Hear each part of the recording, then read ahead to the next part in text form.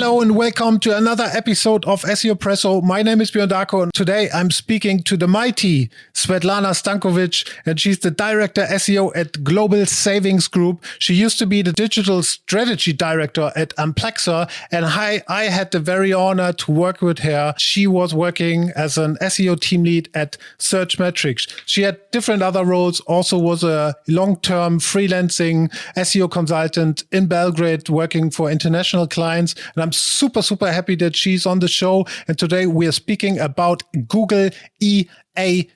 And SEO Presso is presented to you by Searchmetrics. And Searchmetrics offers a content and SEO platform which helps organizations to grow organically from Google traffic. If you'd like to know more about Searchmetrics, then please visit searchmetrics.com or visit our amazing blog, blog.searchmetrics.com. And don't forget to follow the SEO Presso podcast on Spotify, SoundCloud, Google Podcasts, Amazon Podcasts, everywhere where you can find great podcasts.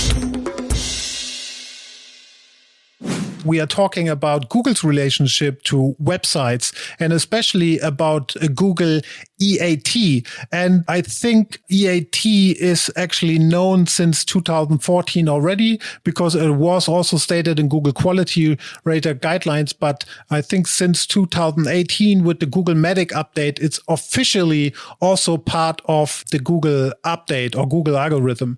Can you explain to us what is Google EAT? Story of EAT is quite interesting. You made a good intro. Basically, EAT was not that known in the SEO industry. And then all of a sudden with the Medic update, it became a buzzword. Everyone needs to care about their EAT. How do they achieve better EAT? A lot of SEOs read for the first time their quality rater guidelines 2 years ago and learned a lot about it. What it stands for: expertise, authority, and trustworthiness of a domain or content or author of the main content on the website. This is, let's say, the shortest what EAT stands for. How is Google interpreting it? How is Google evaluating expertise, authority, and trust of a given domain or content? Let us explain every single piece, so EAT, but let's start with expertise. How's Google evaluating expertise of a given domain? So I want to go a step before and say that the main, and I would say the clear focus of Google is understanding the websites that in the same way or a very similar way that users do, and how users search has changed a lot in the years. So we were searching for specific keywords, then we would be searching for questions, and we will be getting Google answer boxes and feature snippets. And then we start evaluating domains or websites by their value, by the feedback they're getting outside. And we kind of build a picture. So I think active user in SERP nowadays knows much more than the one from 5 years ago who would be searching for one keyword, let's say buying red shoes. And we would be looking at who is the domain, who is offering, is this actually a quality content? What is the price? What are the rich results shown? And I think concept of EAT is nothing more or less than following how users perceive the website. When we talk about their components, we can talk about expertise of a domain, and the writer, so the creator of a main content, is something that can be shown to, especially in the Medic update, when we talk about medical and health topics. This is expertise in the industry itself. So when we talk about e-commerce, is this domain actually an expert to recommend us, let's say, red shoes, or to recommend us which vitamin to drink, and how this expertise is measured? It's measured in two different ways. It's measured within our website, and we will talk a bit about specific recommendations on how to improve expertise, authority, and trust. But it can also be measured through digital PR and all of the signals that we are getting outside of the domain, looking at the main creator or looking at the brand that stands behind the domain or the website itself. Then we can talk about the authority. I think authority is very, very important component, especially to the websites that write articles and write expertise content. Are they actually authoritative in the industry? With Medic update, we saw plenty of domains getting heavily decreased in organic traffic and conversions because they tried to pretend that their expertise and authority in the field exists, when it was just the content written by freelancers or by someone who is not an expert in the field. Text broker, content.de, there are many, many platforms where you can buy content either from anonymous or from freelancers who would have their names and signups, but they wouldn't really have authority in the field that they're talking about. And then trust. Trust is the most interesting one for me because trust is something that users also feel on a personal level. Do we trust this domain and do we trust this content? And this is something that I would say got back all of the forum, blog comments and all of the outside of the domain things that SEOs at the beginning of our careers, which was 10, 15 years ago, we used to care about getting links on forums, getting good comments on blog posts, working on our social media profiles. We know that Google would most likely look into Trustpilot. They would be looking into Better Business Bureau. They will be looking into all of the elements that are assigned to you as a trust, not just through links, but also through mentions and engagements with your brand or with your persona or someone who is creating content. So trust kind of got back all of the off-site things that were flagged as very spammy, but in a very different organic way. So it's not just getting random links and getting recommendations, reviews, for example, on Google reviews. I saw that some of the people I searched for example, had a feature snippet that was directly extracting content from LinkedIn recommendations of a person. So if you put, for example, a recommendation on profile of a person, giving a LinkedIn recommendation, and if this person is known in the industry, it could happen that actually Google extracts this recommendation as a part of a feature snippet to explain who this person is. Wow. And all those elements, it is quite amazing. We saw a lot of those elements happening and popping out on SERP, and there is a clear understanding that Google is becoming really an expert in understanding all of the EAT metrics. This goes actually perfectly with, I recorded another podcast with Olaf Kopp, and he's a master on entities and semantic SEO. And he also kind of elaborated on the point that he said that if you come as an authority, as a guest blogger and create and publish something on a specific domain, it's more likely that you will rank for that specific topic because Google knows that you are an authority and an expert in writing about that topic. What he said, it's not really dependent on the domain, but more on the expertise of an author within the specific ontology. And this is very true. So if we have an expert, let's say in SEO and digital marketing, Bjorn Darko is an expert, and you write on a very, very third-party blog that is completely unknown, you give your interview. It is very likely that Google will rank this interview and this article page high if it's quality enough and if the content matches the user's search intent. Yeah. And this is something I think that entities and the whole topic about semantic search and assessing also Google content in a various different ways that were not there before. And this is understanding through BERT algorithm, through Newsmith algorithm, whose also patents we as SEOs had the chance to read. We know that Google wants to understand the content as a whole, the correlation of long text in between different URLs and different entities, and to find the match. I think this basically shows how strong EAT of one person, of one brand, of one company can be, which means that we can start writing blog from scratch. If we are experts in our field, or if there is a scientist who is creating great content and he has a completely no-name blog without any external link pointing to it, but he just has quality content, Google will definitely spot this content and rank it. As I said in the beginning, EAT was a known way for Google to evaluate websites, but through actually manual labor in the Google Quality Rater guidelines, where actually people are evaluating specific domains for EAT. Now, since 2018, we have that as kind of baked into the algorithm, but it was called the Medic Update. And it was called Medic Update because it mostly impacted, your money and your life websites like medicine websites or financial websites and so on and so forth. Why do you think are those industries more impacted than others? I think we see nowadays when we look at Google today, and how they rank the quality of a domain and content, they are much better than even 2 years ago. They definitely have started with medical and health related topics. And we saw also an exponential growth in EAT related metrics and how websites were ranking when COVID started. I think it's the most controversial topic because users have a full trust that Google will serve content that is quality enough to match their search intent and give them a result. And I think a lot of websites, we have an example of many different websites in US, for example. Look at WebMD and Healthline and all the improvements. Healthline.com is one of the largest health-related magazines in US. They now engage with a pool of experts in the scientific field. They are reviewing and approving content that also professional writers are writing. Why? Because websites like Healthline would heavily decrease with Medic Update and then with all of the variations of core updates that happened later. Nowadays, they recovered fully, but they really cared to match the content and expectations, not just from Google, but also from users, and to be very, very trustworthy. I think why they started with Medic and they expanded to everything related to your money or life. But nowadays we see that it goes even further and can be related to any website on the web, because those topics are the most important topics where we expect users to convert, to spend their money, to learn about their health. Also with COVID, we saw COVID updates that were related to putting down the unrelevant sources.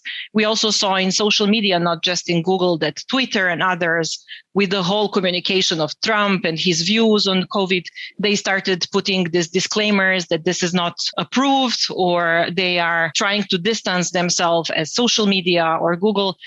And I think it's a natural progress of making sure that users are served in the end with a quality content. This is what quality raters, people who are engaged from Google's side to actually validate websites by some guidelines that exist in the quality rater guidelines.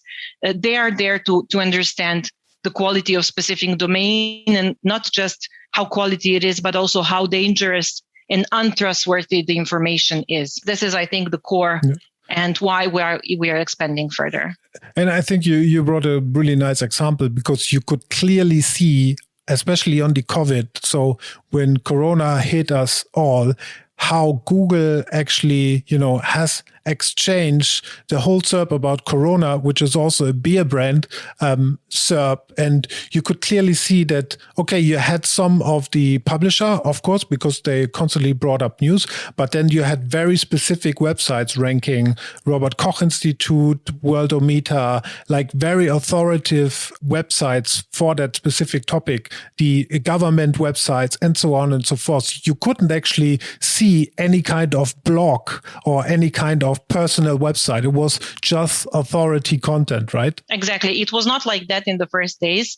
And I think what maybe people in digital missed to spot is that in the first days and weeks of COVID, a lot of marketing and advertising agencies were using COVID as a topic to rank for. So you would have e-commerce website with like stay-at-home campaigns, or defeat COVID with buying, new equipment, or dedicating time to learning new course or something. So you had a phrase COVID used in various correlations, not just by serving wrong data from the health, but also trying to rank as high as possible because everyone knew that this topic has a pick.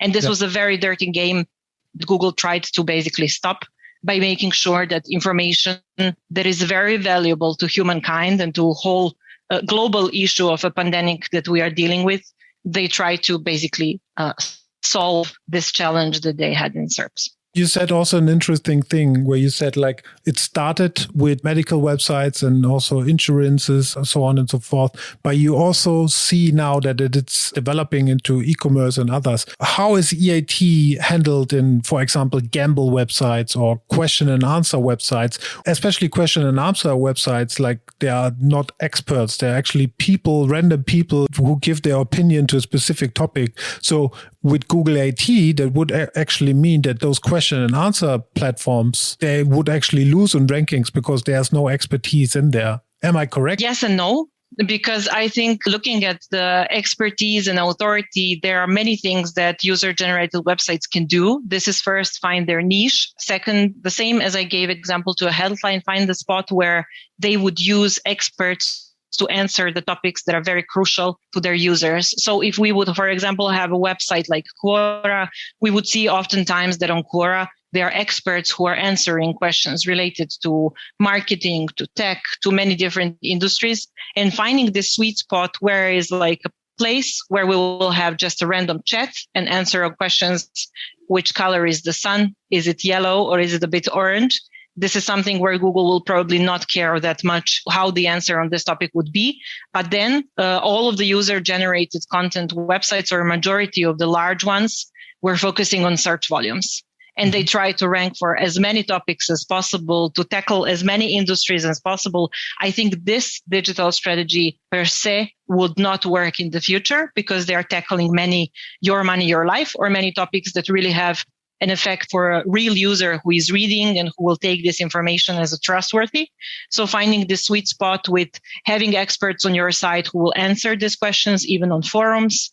And as I gave an example of Quora, is an answer for them. So it doesn't mean that they will die, but if they stay in their own box, it's less likely that they would succeed to rank as before.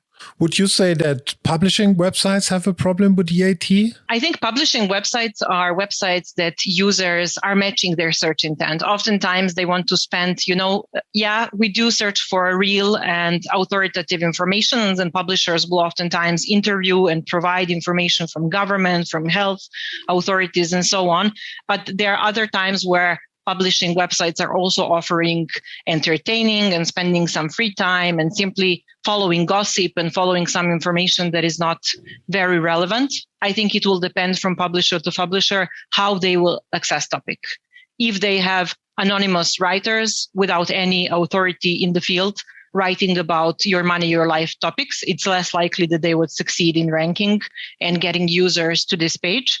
But if they find, again, a way to communicate and make sure that the information that they are publishing is relevant, is trustworthy, and there is a real authority behind it, especially with the your money, your life topic, there is no reason that they don't keep the same amount of traffic and performance as before. Let's jump a bit into the optimization tactics and like what you would give as a strategy direction for somebody who wants to make sure that they are EAT compliant. Let's take an e-commerce company, for example, like an online shop. You said it before, the search intent is, sometimes it's different, right? So the search intent can be that people want to buy something, but then the search intent can also be that people just search for information, comparisons, product-specific information. How would you advise an e-commerce company to be EAT compliant? I would first advise them to not take this topic as an SEO only topic, but to bring all relevant departments on board.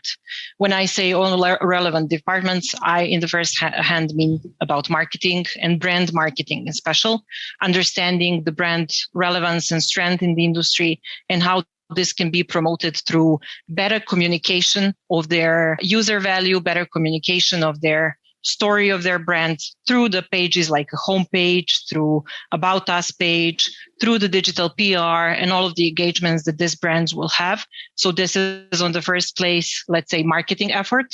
Then on the second side, but not less important, is do they match users' needs, not just from the search intent, but is their usability, is the way they write product description, the way the information that they're offering on their product pages as an e-commerce, does it match the expectations of a user? And this can be very validated through user testing and user interviews and understanding what are the things that they're doing right and what are the things that they're completely missing. And oftentimes e-commerce websites are sitting in their own box, believing that information should be written in a very specific way. There is like a pattern, how we write product descriptions. We need to have SEO text on the bottom of the page. This needs to be linked from magazine and so on. But we as SEOs never really cared that much of users, as I think Google will for sure care in 2021. And in the end, trying to match these needs. So if users are searching for information, for example, for free shipping, or they're searching for comparison, you see that a lot of searches are actually evaluating and comparing two products against each other, is a good sign in which direction to go to actually match the user's needs. And then also from the product and from the content side, this is a tone of voice, how this content is written. Is it consistent? Or is it just we have a magazine and we have 20 different freelancers who are randomly posting content? One time is long, one time is a content very expert level. Next time it will be very shady content that we bought from some cheap content platform. So consolidating content quality, looking at the thin content. We know that SEOs would oftentimes tackle this, like cleaning out thin content pages, improving them, checking if there is too many similar products, that pages are maybe all of the pages are indexed, user is confused, all of those things, thin content, brand awareness, brand positioning in the SERPs, but also experience of a user should be equally impactful as an SEO itself. Yeah. So for EAT, I would say this is a very, very mutual company effort.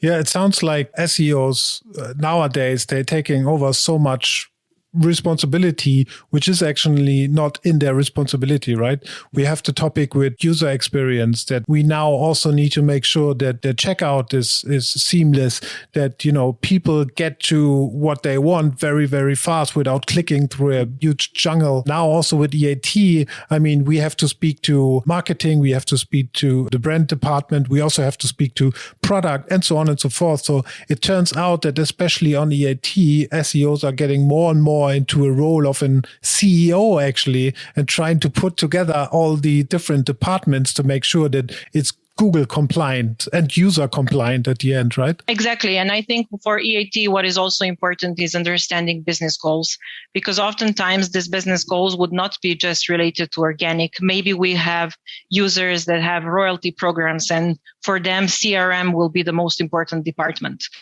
Or we will have someone who is focusing on offline, but actually using online and their own website just for B2B. Then the messaging, the way we write content and the way we present expertise will be very different. And I think oftentimes we have case that goes other way around. We have e-commerce companies that start targeting B2C, but in the core, they were B2B business before. I worked with many of those companies, and you know, Bjorn, we also worked in Search Metrics together. When they tackle B2C, they want to tackle it in the same way as they did it for businesses. And account-based marketing and user-targeted marketing are very different things, from the way we write content, from the way we demonstrate our expertise and how we actually get this trust. And then not to forget what is happening outside, and this is digital PR. Oftentimes, PR's department, you know, they are writing nice content and they are distributed to 5 different platforms instead of actually caring that there is a quality content sent to platform that is relevant, distributed in a very different way that will actually improve expertise, not just for SEO, but also for user itself. So it gets even more. Yeah. I will end up in tech, in BI, if I continue, right? How much weighting would you give backlinks into the whole topic of expertise, authority, and trust? I think backlinks, but also mention and non-links are very important.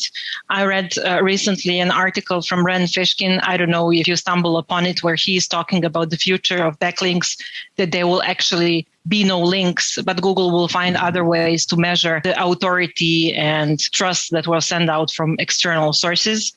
And it will measure it exactly through connections and through entities by evaluating your mentions and engagements. I think that having a link that is pointing to you from a very relevant website can nowadays be almost equal to having a mention on a very, very strong and authoritative website in your field. I think that Google is becoming more and more clever. So I would say backlinks, yes, they are very important, because the whole topic of getting this expertise and authority cannot be just done from your own website. And it's not something that we need to do for ourselves. We need to work on acquiring naturally quality links, but also mentions and engagements. This means that if you have a chance to cooperate with a similar brand from your field, or to be engaged with expert talks, or to be engaged with through the digital PR with the sources that are very, very relevant in your industry, it doesn't necessarily mean that you need to have some link or some anchor tag that is pointing to you. It can equally be valid as a mention. Last question I have for you is, now we have expertise, we have authority, we have trustworthiness. You said that it goes into PR, it goes into brand awareness, it goes to an UX. We need to understand also the search intent in order to cater for it. We have seen with all those recent Google updates that EAT was always a fixed part of an algorithm update. If you look into the next 2 to 3 or 5 years even at Google, how do you think that this becomes more important, or how do you think this would change in future? I think the SERPs that we look into today would be probably very different in 5 years. Google will go more into personalization and offering us content, not just based on our recent searches, but based on basically understanding much better what we search for and what kind of topic and basically thing we want to ask them for. When we look into this, EAT would be relevant, but it will not be presented probably in the same way. I strongly disbelieve that we will have top 10 search results and feature snippets in 5 years, because we see the increase of Google discovery. We see that Google is understanding how to show and present the brand values, the brand data. I think we will go into more narrowed search, with more richer results. And this is something that will tackle also voice search. This is something that will tackle augmented reality, but also, let's say, niche search. I think it will be much more personalized than it is now. Thank you very much, Svetlana, for the amazing and very inspiring, insightful podcast today on EAT. Thank you for tuning in, and we see us next week and hear us next week on SEO Presso Podcast. Ciao.